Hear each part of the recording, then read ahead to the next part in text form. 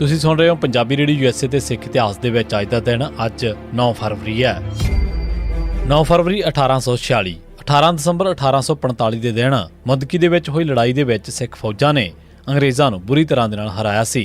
ਇਸ ਲੜਾਈ ਦੇ ਵਿੱਚ ਗਵਰਨਰ ਜਨਰਲ ਦੇ 2 AIDs ਰਾਬਰਟ ਸੇਲ, ਜੋਸਫ ਮੈਕਗੈਸਕਿਲ ਤੋਂ ਇਲਾਵਾ 215 ਅੰਗਰੇਜ਼ ਫੌਜੀ ਮਾਰੇ ਗਏ ਸਨ ਅਤੇ 700 ਦੇ ਕਰੀਬ ਜ਼ਖਮੀ ਹੋਏ ਸਨ। ਦੂਜੀ ਲੜਾਈ 21 ਦਸੰਬਰ ਦੇ ਦਿਨ ਫੇਰੂ ਸ਼ਹਿਰ ਦੇ ਵਿੱਚ ਹੋਈ ਸੀ। ਇਸ ਲੜਾਈ ਦੇ ਵਿੱਚ ਵੀ ਲਾਹੌਰ ਦਰਬਾਰ ਦੇ ਪ੍ਰਾਈਮ ਮਿਨਿਸਟਰ ਲਾਲ ਸਿਉਂ ਅਤੇ ਸਿੱਖ ਫੌਜਾਂ ਦੇ ਮੁਖੀ ਜਰਨੈਲ ਤੇਜਾ ਸਿਉਂ ਨੇ ਅੰਗਰੇਜ਼ਾਂ ਦੇ ਨਾਲ ਪਹਿਲਾਂ ਬਣੇ ਪਲਾਨ ਦੇ ਮੁਤਾਬਕ ਸਿੱਖ ਫੌਜਾਂ ਨੂੰ ਪੂਰਾ ਅਸਲਾ ਨਾ ਦਿੱਤਾ। ਉਹਨਾਂ ਨੂੰ ਅੰਗਰੇਜ਼ਾਂ ਦੇ ਨਾਜ਼ੁਕ ਅਤੇ ਅਹਿਮ ਟਿਕਾਣਿਆਂ ਤੇ ਹਮਲਾ ਨਾ ਕਰਨ ਦਿੱਤਾ ਤੇ ਜਿਸ ਪਾਸੇ ਸਿੱਖ ਫੌਜਾਂ ਦੀ ਤਾਕਤ ਵਧੇਰੇ ਵੇਖੀ ਉੱਥੋਂ ਹੀ ਹਮਲਾ ਰੁਕਵਾ ਦਿੱਤਾ ਤਾਂ ਜੋ ਅੰਗਰੇਜ਼ ਫੌਜਾਂ ਦੀ ਮਦਦ ਕੀਤੀ ਜਾ ਸਕੇ। ਇਸ ਮਗਰੋਂ ਲਾਹੌਰ ਹਕੂਮਤ ਦੇ ਚਾਰੇ ਹਾਕਮ ਲਾਲ ਸਿਉਂ, ਕਨਈਆ ਲਾਲ, ਅਯੁੱਧਿਆ ਪ੍ਰਸਾਦ ਅਤੇ ਅਮਰਨਾਥ 6-7 ਹਜ਼ਾਰ ਸਿੱਖ ਫੌਜਾਂ ਨੂੰ ਇਕੱਲਿਆਂ ਛੱਡ ਕੇ ਮੈਦਾਨ ਦੇ ਵਿੱਚੋਂ ਖਿਸ ਗਏ, ਪਰ ਆਗੂਹੀਣ ਸਿੱਖ ਫੌਜਾਂ ਮੈਦਾਨ ਦੇ ਵਿੱਚ ਡਟੀਆਂ ਰਹੀਆਂ। ਇਹਨਾਂ ਦਾ ਨਿਸ਼ਾਨਾ ਕਮਾਂਡਰਹੀਣ ਸਿੱਖ ਫੌਜ ਨੂੰ ਮਰਵਾਉਣ ਦਾ ਸੀ।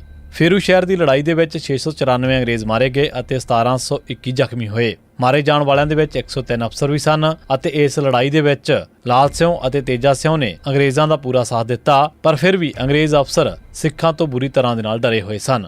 ਰਣਜੀਤ ਸਿੰਘ ਦੇ ਰਾਜ ਦਾ ਖਾਤਮਾ ਤੇ ਨਾਲ ਹੀ ਸਿੱਖਾਂ ਦੀ ਤਬਾਹੀ ਦਾ ਆਗਾਜ਼ ਹੋ ਚੁੱਕਿਆ ਸੀ। ਗੁਲਾਬ ਸਿਉਂ ਤਾਂ ਅੰਗਰੇਜ਼ਾਂ ਦੇ ਨਾਲ ਉਦੋਂ ਹੀ ਸਬੰਧ ਬਣਾ ਚੁੱਕਾ ਸੀ ਜਦ ਅੰਗਰੇਜ਼ਾਂ ਨੇ ਅਫਗਾਨਿਸਤਾਨ ਦੇ ਵਿੱਚ ਆਪਣੀਆਂ ਫੌਜਾਂ ਭੇਜੀਆਂ ਸਨ।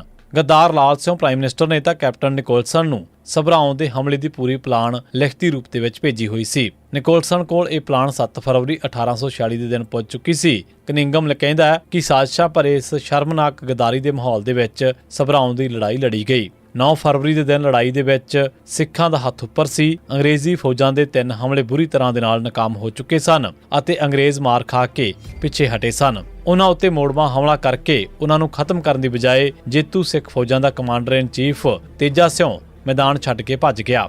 ਜਾਣ ਸਮੇਂ ਤੇਜਾ ਸਿਉਂ ਨੇ ਬਾਕੀ ਸਿੱਖ ਫੌਜਾਂ ਨੂੰ ਵੀ ਸਭਰਾਉਂ ਦੀ ਲੜਾਈ ਦੇ ਵਿੱਚ ਮੈਦਾਨ ਛੱਡ ਕੇ ਭੱਜਣ ਵਾਸਤੇ ਕਿਹਾ। ਉਹਨੇ ਕਿਹਾ ਕਿ ਅੰਗਰੇਜ਼ਾਂ ਦੀ ਭਾਰੀ ਕੁਮਕ ਹੈ, ਤੁਸੀਂ ਵੀ ਭੱਜ ਜਾਓ ਤੇ ਜਾਨ ਬਚਾ ਲਓ। ਉਹ ਜਾਂਦਾ ਹੋਇਆ ਦਰਿਆ ਸਤਲੁਜ ਤੇ ਬਣਿਆ ਬੇੜੀਆਂ ਦਾ ਪੁਲ ਵੀ ਤੋੜ ਗਿਆ ਤਾਂ ਜੋ ਸਿੱਖ ਫੌਜਾਂ ਭੱਜ ਨਾ ਸਕਣ ਅਤੇ ਉੱਥੇ ਹੀ ਲੜ ਮਰਨ। ਉਸ ਨੇ ਇਸ ਦੀ ਇਤਲਾਹ ਅੰਗਰੇਜ਼ੀ ਫੌਜਾਂ ਨੂੰ ਵੀ ਕਰ ਦਿੱਤੀ ਸੀ। ਦਰਅਸਲ ਉਹ ਚਾਹੁੰਦਾ ਸੀ ਕਿ ਜਿੰਨੀ ਫੌਜ ਮਰ ਜਾਵੇ ਉਨਾ ਹੀ ਉਸ ਦਾ ਫਾਇਦਾ ਹੈ।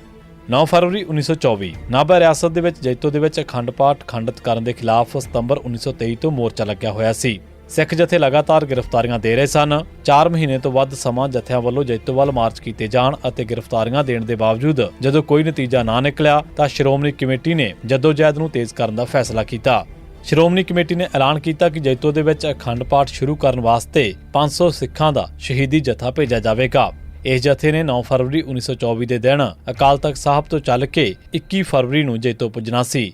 9 ਫਰਵਰੀ ਦੇ ਦਿਨ ਜਦੋਂ ਇਹ ਜਥਾ ਅਕਾਲ ਤਖਤ ਸਾਹਿਬ ਤੋਂ ਚੱਲਿਆ ਤਾਂ ਇਸ ਨੂੰ ਵਿਦਾਇਗੀ ਦੇਣ ਵਾਸਤੇ 30,000 ਸਿੱਖ ਦਰਬਾਰ ਸਾਹਿਬ ਪੁੱਜੇ ਸਨ। ਸੁਰਜੀਤ ਬਰਨਾਲੇ ਅਤੇ ਰਜੀਵ ਦੇ ਹੁਕਮਾਂ ਹੇਠ ਬੈਰੋ ਅਤੇ CRPF ਰਾਹੀਂ ਚਲਾਈ ਜ਼ੁਲਮ ਦੀ ਹਨੇਰੀ ਦੇ ਬਾਵਜੂਦ ਫਰਵਰੀ 1987 ਦੇ ਵਿੱਚ ਖਾੜਕੂਆਂ ਦੇ ਐਕਸ਼ਨ ਜਾਰੀ ਰਹੇ। ਖਾੜਕੂਆਂ ਨੇ ਆਪਣੇ ਸਾਥੀਆਂ ਨੂੰ ਗ੍ਰਿਫਤਾਰ ਕਰਵਾਉਣ ਵਾਲੇ ਕਈ ਮੁਖਬਰਾਂ, ਜ਼ਾਲਮ ਪੁਲਿਸੀਆਂ ਅਤੇ ਅਫਸਰਾਂ ਤੇ ਹਮਲੇ ਕੀਤੇ। 9 ਫਰਵਰੀ 1987 ਦੇ ਦਿਨ ਖਾੜਕੂਆਂ ਨੇ ਹਰਪਾਲ ਸਿੰਘ DSP ਬਾਬਾ ਬਕਾਲਾ ਅਤੇ ਉਸ ਦੇ 2 ਪੁੱਤਰਾਂ ਨੂੰ ਕਤਲ ਕਰ ਦਿੱਤਾ। ਇਸੇ ਦਿਨ ਮੋਗਾ ਦੇ ਮੈਜਿਸਟ੍ਰੇਟ HR ਕੌਸ਼ਿਕ ਨੂੰ ਵੀ ਮਾਰ ਦਿੱਤਾ ਗਿਆ। 9 ਫਰਵਰੀ 1999 ਦੇ ਦਿਨ ਪੰਜਾਬ ਪੁਲਿਸ ਨੇ ਬਲਦੇਵ ਸਿੰਘ ਕਾਦਰਾਬਾਦ ਅਤੇ ਕਸ਼ਮੀਰ ਸਿੰਘ ਬੱਬਰ ਉਰਫ ਬਲਜੀਤ ਸਿੰਘ ਬੱਲ ਵਾਸੀ ਜ਼ਫਰਵਾਲ ਗੁਰਦਾਸਪੁਰ ਨੂੰ ਨਕਲੀ ਮੁਕਾਬਲੇ ਦੇ ਵਿੱਚ ਸ਼ਹੀਦ ਕਰ ਦਿੱਤਾ। 9 ਫਰਵਰੀ 1993 ਦੇ ਦਿਨ ਡਾਕਟਰ ਜਸਵੰਤ ਸਿੰਘ ਉਰਫ ਹਰਵੰਤ ਸਿੰਘ, ਸੁਖਚੈਨ ਸਿੰਘ ਬੱਬੂ, ਦਿਲਬਾਗ ਸਿੰਘ ਭਜਨ ਕੌਰ ਵਾਸੀ ਸ਼ਾਹਬਾਜ਼ਪੁਰ, ਸੁਖਵਿੰਦਰ ਕੌਰ ਪਤਨੀ ਸਤਨਾਮ ਸਿੰਘ ਵਾਸੀ ਖਾਰਾ ਤਰਨਤਾਰਨ, ਸੁਲੱਖਣ ਸਿੰਘ ਪੁੱਤਰ ਲਾਭ ਸਿੰਘ, ਗੁਰਨਾਮ ਸਿੰਘ ਉਰਫ ਕਾਕੂ ਪੁੱਤਰ ਚੰਨਣ ਸਿੰਘ ਵਾਸੀ ਭੁੱਚਰ ਕਲਾਂ ਅਤੇ ਲਖਵੀਰ ਸਿੰਘ ਨੂੰ ਪੁਲਿਸ ਨੇ ਨਕਲੀ ਮੁਕਾਬਲਿਆਂ ਦੇ ਵਿੱਚ ਸ਼ਹੀਦ ਕਰ ਦਿੱਤਾ। ਇਸੇ ਸਿੱਖ ਇਤਿਹਾਸ ਦੇ ਵਿੱਚ ਅੱਜ ਦਾ ਦਿਨ। ਤੁਸੀਂ ਸੁਣਦੇ ਰਹੋ ਪੰਜਾਬੀ ਰੇਡੀਓ USA।